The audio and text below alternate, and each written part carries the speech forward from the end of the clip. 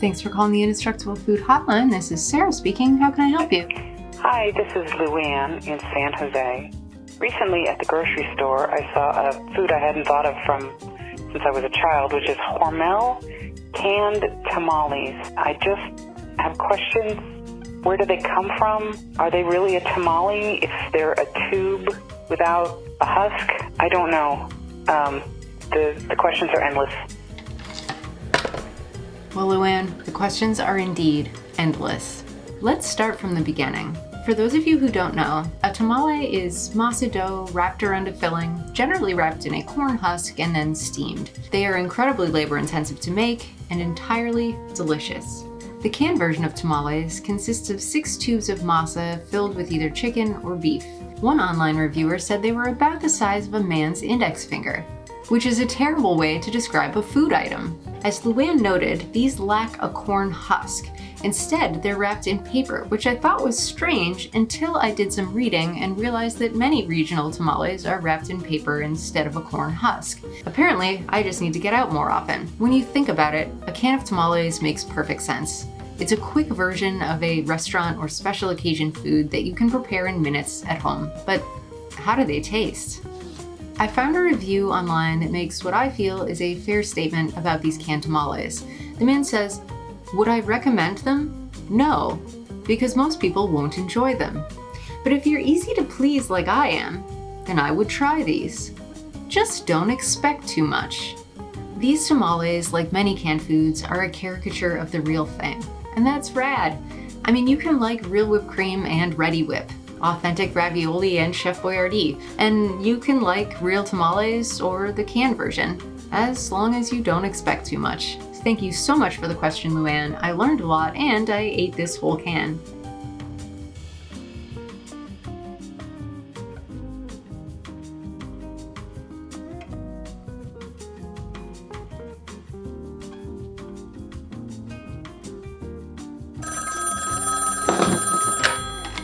Indestructible Food Hotline.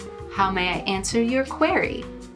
Hi, Indestructible Foods. I'm so glad that you've opened this hotline. My question for you is, what is the reasonable shelf life for Spam? My name is Jen. Well, thank you for your call, Jen. My first instinct is that Spam lasts forever, but that can't be right. So let's make a call and see what we can learn.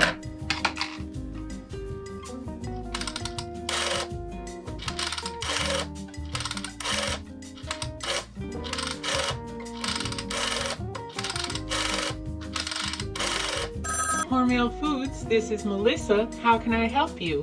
Hey, Melissa, I'm calling to ask what the reasonable shelf life for Spam is. Oh, there's a best by date stamped on the bottom of the can. You should eat it by then. Okay, can I eat it a month later or a year later than that? No, you should really go by the date on the can. All right, well, thank you so much for the info. I appreciate it. Enjoy your day. All right, although legally wise, that answer was dissatisfying, so we had to look around a little more. I found out that the date stamped on the bottom of the can is 3 years out from the date of manufacture. Cool, but I also found out that the best by date is not regulated by the FDA at all. That seems impossible to me. It behooves the manufacturer to be fairly accurate so that the taste and texture is about where it should be. But as far as food safety goes, you're on your own. I did check a website called foodsafety.gov, and they claim that a can of meat like Spam tends to last for 5 years after the date of purchase. So party on, Jen. Live on the edge. Eat that Spam at the last possible minute. But if the can is puffed out or the meat smells bad, open a new one.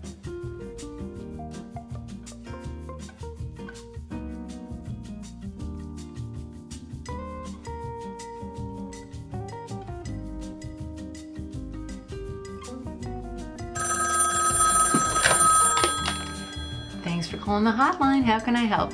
Hey Sarah, this is Josh from San Antonio. I was calling to ask about peanut butter. Sometimes you see the natural stuff and it separates, and the good old-fashioned Skippy, Jif peanut butter brands don't seem to do that. So is it going bad? Thank you so much for your call, Josh. We're going to do our best. I actually recently wrote a book called A Tale of Two Butters. Just kidding, but I do have 2 peanut butters here, and I'd like to talk to you about the difference between them. One has 2 ingredients, the other a half dozen. One says nothing about refrigeration, and the other says no need to refrigerate. And one has half an inch of oil at the top, and the other homogeneous all the way through. So is the peanut butter with the oil at the top gone bad? Nope. The difference between a natural peanut butter that separates and a more processed one that doesn't is something that's called hydrogenated oil. The hydrogenation process involves saturating a liquid oil with hydrogen. This makes that oil solid at room temperature and less likely to separate. It also can prolong shelf stability. A lot of people prefer the less processed peanut butter, but hate stirring the oil back in. And quite frankly, I understand. You start stirring and some of the oil goes over the side of the jar. You don't stir it enough and then the bottom of the jar is a complete solid hunk of peanut butter. It's a whole tragedy. There are folks online who say, simply store your peanut butter upside down. If you flip it every few days, you'll never have to stir it. Cool, another chore. Honey, did you flip the peanut butter today? No, I thought you did it. At my house, we have a little device you screw on top of the jar, turn the handle like a music box, and suddenly your peanut butter is perfect. And if you don't feel like going through all that trouble, hey, you could just buy Jif. Guys, we got a lot of great calls today, but it's time to thank our faux sponsors. These brands spend no money with us, so we can say what we want. Sometimes it's hard to decide whether you want to eat a snack or play a game of tennis. Now you don't have to.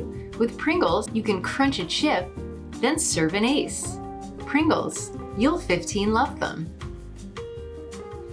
Sitting at home alone on a Saturday night, full of FOMO? Show up uninvited at any party with the Pepperidge Farm Classics Collection. Seriously, who's gonna throw you out? The Pepperidge Farm Classics Collection. Hey, I brought cookies. Are your fingers short and stumpy? Get the long, graceful fingers you've always wanted with Bugles. Say, do you play the piano?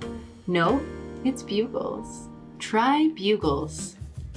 Guys, it has been an incredible week. I am so grateful to all of you who have watched and subscribed, commented, and called. Here is your weekly reminder to call the hotline. You can call and ask any non-perishable food question. I will do my best to answer. The number is 978-CAN-FOOD, 978-CAN-FOOD. And if you call, I'll send you a delightful sticker. It's a win-win. Thanks, friends. Have a great week.